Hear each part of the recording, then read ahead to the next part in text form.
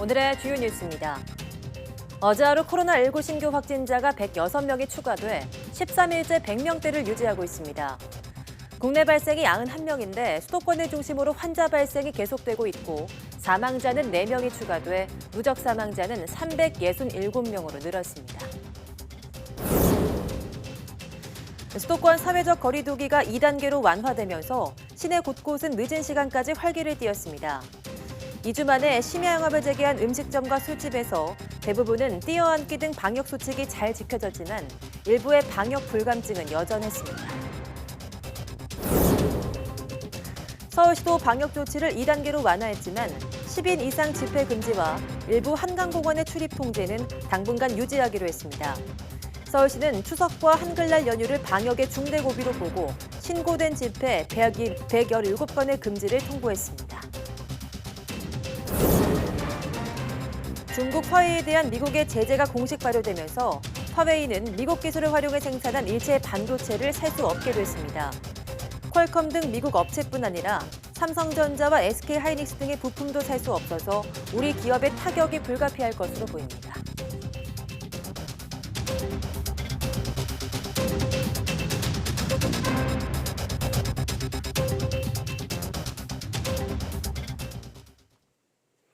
여러분 안녕하십니까? 9월 15일 사이언스 투데이입니다. 코로나19 신규 환자는 106명으로 13일째 100명대를 기록했습니다. 중앙방역대책본부는 오늘 0시 기준 국내 확진자가 22,391명 늘어 사망자는 4명 늘었고 누적 367명이라고 밝혔습니다. 국내 발생만 91명으로 수도권 중심 확산세가 이어졌습니다. 수도권 확진자는 하루 전보다 10명 줄어든 71명으로 서울 32명, 경기 31명, 인천에서 8명이 확진됐습니다. 전국 13개 시도에서 산발적 감염도 이어졌습니다. 부산 4명, 충남과 제주 3명씩, 대전, 경남, 충북에서 2명, 광주, 강원, 전북, 경북에서 1명씩 환자가 확인됐습니다.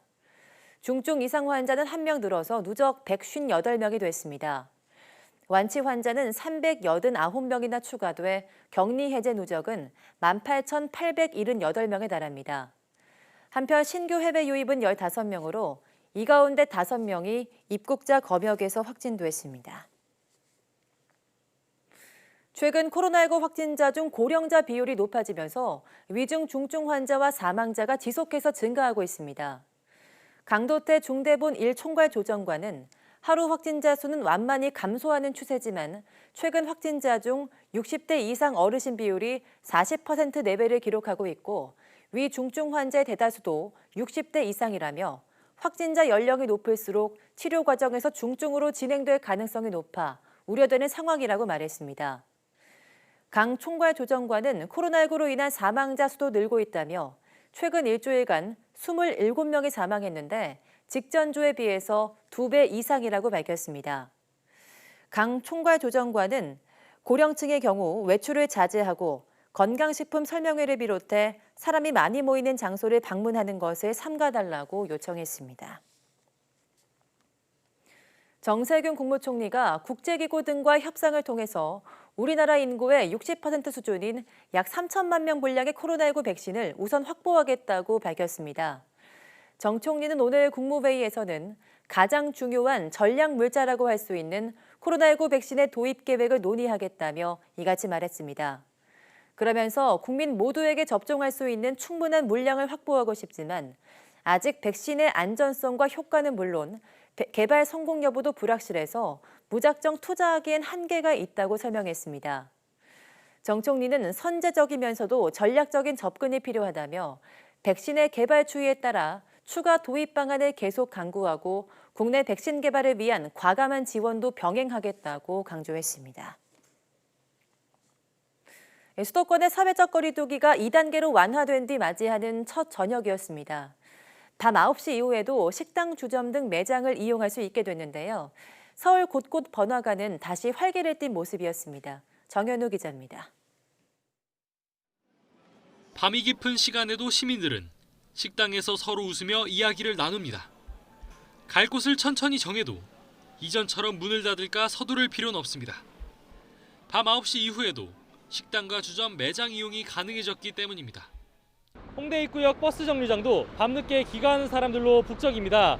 서울시는 거리두기 2단계가 적용되는 오늘부터 그동안 감축했었던 시내버스 통행량을 다시 늘렸습니다. 시민들은 익숙하게 발열 체크와 명부 작성을 한 뒤 2주 만에 되찾은 늦은 술자리를 즐깁니다. 오랫동안 밖에 못 나와서 그런지 좀 그래도 오랜만에 약간 자유 그런 걸 느낀 것 같아서 좋고요. 상인들은 누구보다 사회적 거리두기 2.5단계 완화를 기다렸습니다. 하지만 평일인데다가 워낙 위축된 경기 탓에 밤 9시 이후 손님이 많지 않다고 느낀다고 설명합니다. 좋은 성과는 없을 것 같아요. 지금 시국에 직장인들은 어딘지 좀 움직여줘야 우리 상인들도 먹고 살고 하잖아요.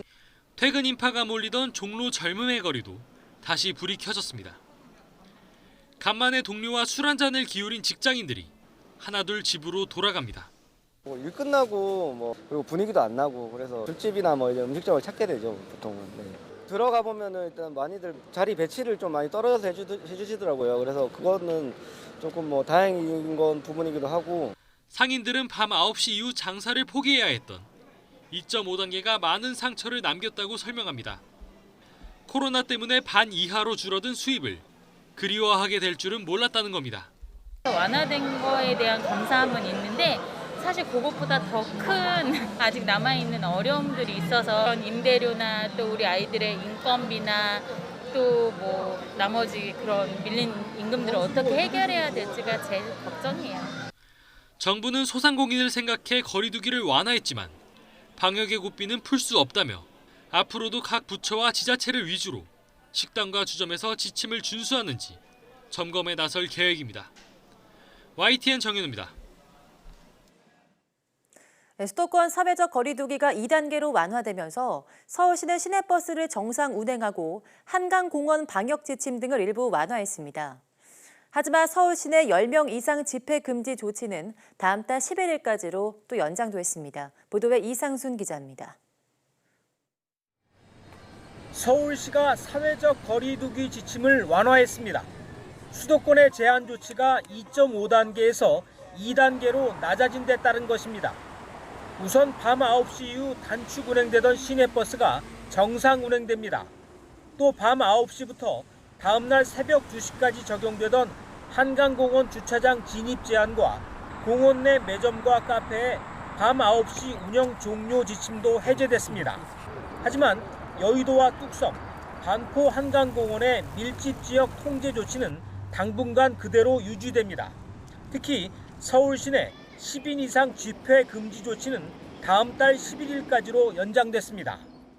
9월 14일 현재 추석 연휴 및 한글날 연휴 기간에 신고된 집회는 총 117건 40만 명으로 서울시는 공문을 발송해 집회 금지를 통보했습니다. 서울시는 집회 제한이 실효를 거두도록 서울지방경찰청과 협력해 필요한 조치를 모두 하도록 할 것입니다. 또 실내 50인 이상, 실외 100인 이상의 집합 모임 행사 금지, 무관중 스포츠 행사, 클럽과 유흥주점 등 고위험시설 11종의 집합 금지 등 조치도 유지됩니다. 서울시는 40명대, 전국적으로는 100명대로 1일 확진자 규모가 줄긴 했지만 게릴라성 집단 감염이 계속되고 있기 때문입니다. 서울시 1일 확진자는 지난 12일 31명으로 최근 한 달 만에 가장 적었지만 다음 날 41명을 기록했습니다. 검사 건수 대비 확진율이 12일에는 1.1%였는데 바로 다음 날 2.2%로 크게 증가한 것도 경계를 늦출 수 없는 대목입니다. 감염 경로를 알 수 없는 환자 비율도 4명 중 1명꼴로 여전히 위험수입니다. 서울시는 이에 따라 언제라도 상황이 악화하면 선제적으로 사회적 거리두기를 강화한다는 방침을 세워놓고 있습니다. YTN 이상순입니다. 네, 이렇게 수도권 사회적 거리두기가 2단계로 완화되지만 수도권 학교들은 여전히 고3을 빼고 등교가 제한되고 있습니다. 이처럼 원격 수업이 길어지고 교육의 질 저하 등에 대한 학부모들의 불만이 커지자 교육부가 다음 주 등교 재개에 대한 검토에 착수했습니다. 보도에 신현준 기자입니다. 수도권 유치원과 초중고등학교는 지난달 26일부터 등교가 중단됐습니다. 벌써 3주째입니다. 당초 11일까지였지만 수도권 거리두기가 2.5단계로 강화되며 20일까지로 연장된 겁니다. 원격 수업이 길어지자 수업 결손에 대한 우려의 목소리가 곳곳에서 터져 나옵니다. 스스로 혼자 동영상으로 공부한다는 것 자체가 일단 집중도가 굉장히 떨어지니까 그거를 혼자 하는 것 자체를 굉장히 어려워하고 공부를 하고 나서도 전혀 머릿속에 뭐가 남지 않아 하고 이번 주부터 수도권의 사회적 거리두기가 2단계로 완화돼 중소학원들은 이미 문을 연 상황. 사정이 이렇자 유은혜 부총리 겸 교육부 장관이 시도 교육감들과 만나 다음 주 수도권 학교의 등교 재개 여부를 논의했습니다. 교육감님들과 허심탄회하게 협의하고 교육부는 질병관리청 등 방역 당국과 추가적인 협의를 진행하겠습니다. 교육부는 거리두기 2단계에서 유치원과 초중학교는 3분의 1 등교를, 고등학교는 3분의 2 등교를 강력 권고했습니다. 따라서 이 체제로 복귀할 가능성이 큽니다. 하지만 추석 연휴 특별 방역 기간이 이어지는 만큼 신중해야 한다는 목소리도 있습니다. 이런 가운데 2단계에서도 문을 닫아야 하는 대형 학원들은 대책 마련을 호소했습니다. 철저하게 방역을 잘 지킬 테니 2단계에서는 50인 이하로 수업하고 2.5단계에서는 9인 이하로만 수업할 수 있게 계속 생계는 최소한 유지할 수 있도록. 정부는 우선 16일 치르는 수능 전초전 9월 모의평가에 대해서는 졸업생들이 대형 학원에서 시험을 볼 수 있도록 제한을 풀었습니다. YTN 신현주입니다. 최근 코로나19에 확진돼 격리 치료받는 한 대학 교수가 병상에서 온라인으로 학생들을 가르치고 있습니다. 이 교수는 완치될 때까지 일주일에 4번인 수업을 차질 없이 진행하겠다고 약속하면서 오히려 학생과 동료 교수들에게 미안한 마음을 전했습니다. 박희재 기자입니다. 노트북 화면 속에서 교수가 실시간으로 강의를 진행하고 있습니다. 모니터에 수학 문제가 뜨자 잠시 뒤 채팅창에 학생들의 답글이 차례로 올라옵니다. 지난 9일 코로나19 양성 판정을 받은 대학 교수 김모 씨가 수업하는 모습입니다. 피부나 수술은 이전에 2개의 항을 더해서 같은 건물에서 근무하는 교직원이 확진된 뒤 추가 감염 판정을 받은 김 교수. 생활치료시설에 격리됐지만 강의를 이어가기로 했습니다. 중요한 전공 수업이라 빠뜨릴 수 없다고 판단한 겁니다. 김 교수가 맡은 과목은 모두 4과목. 완치 판정을 받기 전까지 주 4회 강의를 이렇게 웹캠이 달린 노트북으로 지속할 예정입니다. 수강한 수십 명의 학생들의 일정도 있는 거고 영향 안 미치게 계속 할 수 있다는 거 그게 좀 다행이라고 보고요. 취재진과는 전화로 인터뷰한 김 교수. 증상이 심하지 않아 자신은 괜찮다며 함께 격리된 학생들과 동료 교수들에게 미안한 마음을 전했습니다. 지도 학생들이 한 10명 정도 되는데요. 그 학생들이 이제 자가격리 해가지고 좀 미안하고 같은 대학 동료 교수님들의 원활한 실험과 연구 활동을 좀 방해한 것 같아요. 좀 마음이 좀 비슬지고 있습니다. 당연히 수업이 취소될 줄 알았던 학생들은 병상에서도 수업을 이어가는 교수님 모습에 고마움과 존경의 마음이 커집니다. 걱정되는 마음도 일본으로 있었고 정말 대단하다는 생각을 가장 많이 했습니다. 근데 막상 수업은 정말 평소랑 다름없이 해주셔서 감사한 마음이 좀 컸습니다. 코로나19라는 장벽으로 학생과 교수진 간 소통조차 어려운 상황에서 전해진 병상 수업 소식의 캠퍼스에는 잔잔한 감동이 퍼지고 있습니다. YTN 박희재입니다. 수출 물가가 지난달에 넉 달 만에 하락했습니다. 한국은행에 따르면 8월 수출 물가 지수는 7월에 비해서 0.2% 하락했습니다. 1년 전과 비교하면 6.8% 내려 15개월 연속 하락세를 이어갔습니다. 지난달 수입 물가는 국제유가 상승에도 화학제품 등을 중심으로 7월에 비해서 1.1% 하락했고 1년 전보다는 10.5% 내렸습니다. 코로나19가 재확산된 지난달 셋째 주 이후 내수 위축세가 더욱 커지고 고용 사정도 청년층을 중심으로 구직 단념자가 역대 최고를 기록했습니다.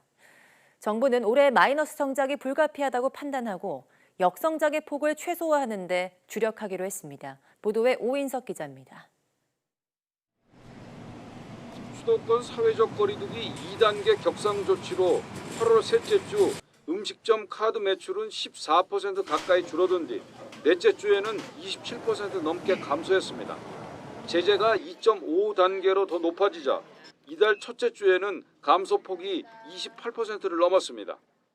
외출을 꺼리고 모임이 줄며 지하철 이용객과 철도 이용률도 크게 줄었고 영화 관람객은 70% 이상 감소했습니다.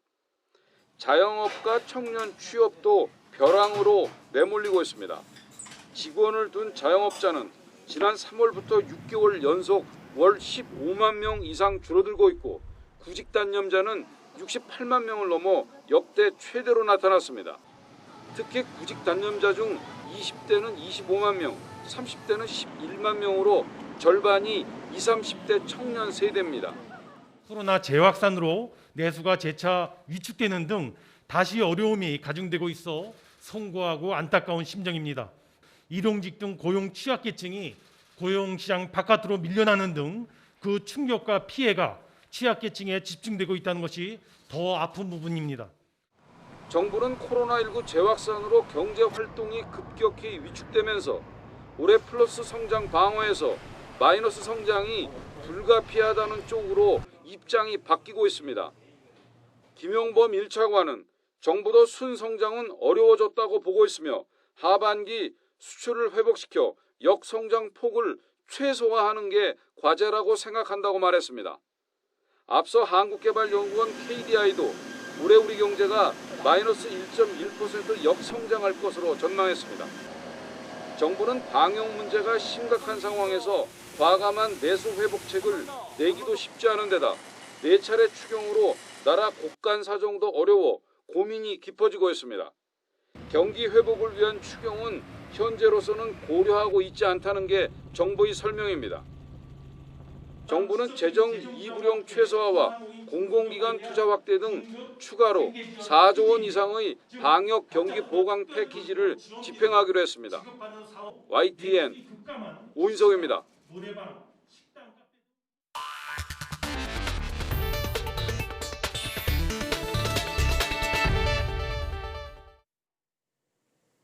미국 서부에서 동시다발적으로 발생해 큰 피해를 낳은 대형 산불이 대선 전국의 이슈로 떠올랐습니다. 도널드 트럼프 대통령은 연방 권한을 사용해 원조를 제공하면서 지지세 확산 기회로 활용하고 있고 조 바이든 민주당 대선 후보는 기후변화의 위기를 부정한다며 트럼프 대통령의 공격 수위를 높이고 있습니다. 워싱턴 강태욱 특파원이 보도합니다. 최근 서부 캘리포니아와 오리건, 워싱턴 등 3개 주에서는 100건 이상의 대형 산불이 발생했습니다. 건조한 기후 탓에 크고 작은 산불이 자주 발생하지만 특히 올여름에는 기록적인 폭염에 강한 바람까지 겹쳐 피해가 엄청나게 커졌습니다. 한국 면적의 20% 정도를 집어삼켰으며 지금까지 30명 이상이 숨졌고 수십 명이 실종될 정도로 역대 최악입니다. 침묵하던 트럼프 대통령도 지난 11일부터 소방관과 구조대원에 감사를 표하면서 관여를 시작했습니다. 캘리포니아주 세크라멘토를 방문해 브리핑을 받고 산불은 산림 관리의 문제라고 강조했습니다. He does agree with me on forest management. You have to understand, when I first started talking about it 3 years ago, nobody agreed with me. Now everybody agrees that forest management is a very important subject. 바이든 후보는 산불 원인으로 꼽히는 기후변화를 미국이 직면한 주요 위기로 규정해 왔습니다. 기후변화 위기는 과장됐다고 주장하는 트럼프 대통령의 현실을 부정하고 있다고 비판했습니다. Donald Trump's climate denial may not have caused these fires and record floods and record hurricanes. But if he gets a second term, these hellish events will continue to become more common, more devastating, and more deadly. 특히 이들 지역이 지난 대선에서 트럼프 대통령이 패한 곳이라 두 대선 후보의 행보가 이번에는 어떤 결과를 낳을지도 주목되고 있습니다. 워싱턴에서 YTN 강태욱입니다. 국제원자력기구의 라파엘 그로시 사무총장은 현지 시간 14일 북한의 핵활동 지속은 유엔 안보리 결의의 명백한 위반이라면서 매우 유감스럽다고 밝혔습니다. 그는 IAEA 이사회 개막 연설에서 지난 1년 동안 북한 영변의 원심분리기 농축시설에서 농축 우라늄 생산과 일치하는 징후가 있었다면서 이같이 말했습니다. 그러면서 북한이 안보리 결의에 따른 의무를 완전히 준수하고 핵 확산 금지 조약 세이프가드 협정의 완전하고 효과적인 이행에 있어 IAEA에 신속히 협조할 것을 촉구한다고 덧붙였습니다. 중국 최대 통신장비 업체 화웨이에 대한 미국 정부의 고강도 제재가 오늘부터 시작됩니다. 사실상 화웨이가 반도체 부품을 새로 구매할 수 있는 길이 끊기게 된 건데요. 통신장비와 스마트폰의 세계 시장 판도에 큰 영향을 줄 것으로 보입니다. 이교준 기자입니다. 미국 기술을 활용해 만든 반도체는 오늘부터 미 정부의 사전 승인 없이 화웨이에 공급할 수 없습니다. 이는 지난달 중순 발표된 미 상무부의 제재 방침에 따른 것입니다. 윌버로스 미 상무부 장관은 폭스뉴스와 인터뷰에서 미국 기술과 장비를 이용해 생산된 반도체 판매는 금지된다고 밝혔습니다. 미중 갈등이 심화하면서 미 정부는 지난해 5월부터 중국 최대 통신 장비 업체 화웨이에 대한 제재 수위를 끌어올려왔습니다. 미국의 이딴 제재 움직임에 중국 정부는 비난의 목소리를 높여왔습니다. 破坏全球产业链、供应链、价值链，这也必将损害美国国家利益和自身形象。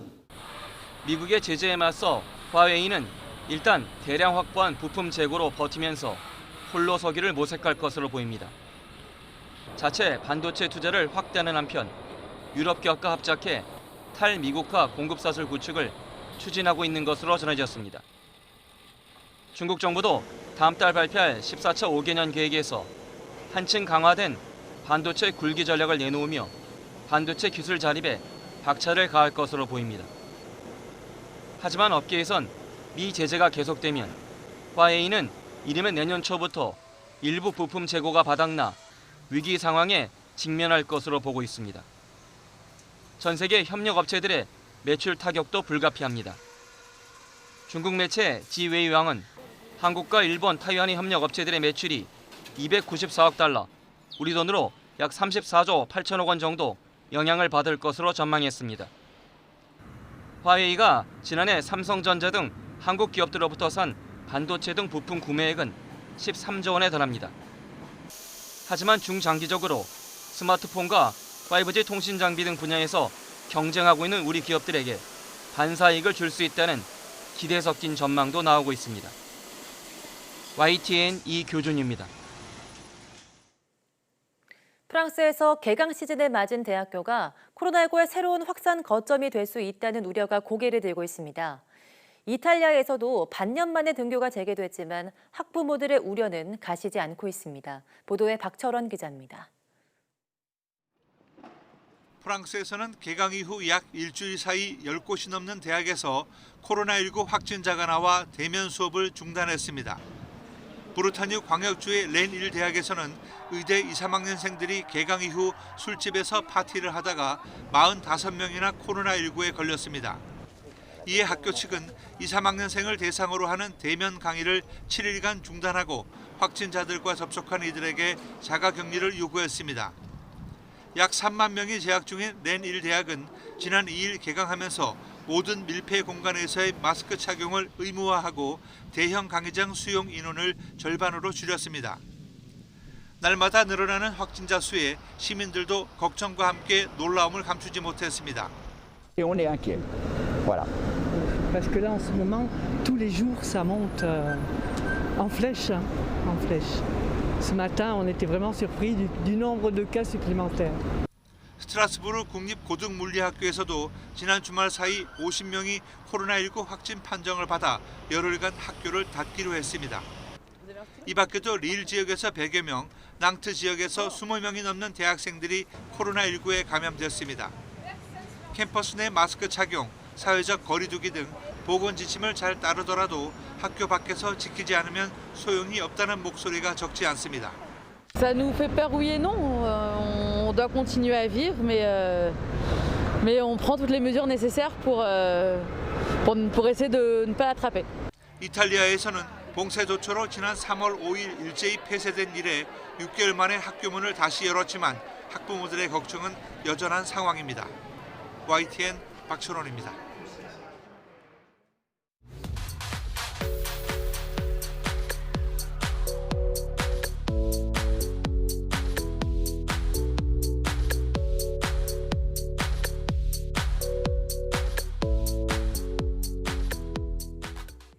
네, 어제부터 밤 9시 이후에 식당들이 문을 열 수 있게 됐고 프랜차이즈 커피 전문점에도 의자들이 놓였습니다. 사회적 거리두기가 2단계로 다시 완화됐는데요. 하지만 마음과 행동만은 2.5단계 못지않은 방역이 필요합니다. 많이 답답하시겠지만 거리두기 철저히 지켜주시길 바랍니다. 뉴스 마치겠습니다. 함께해 주신 여러분 고맙습니다.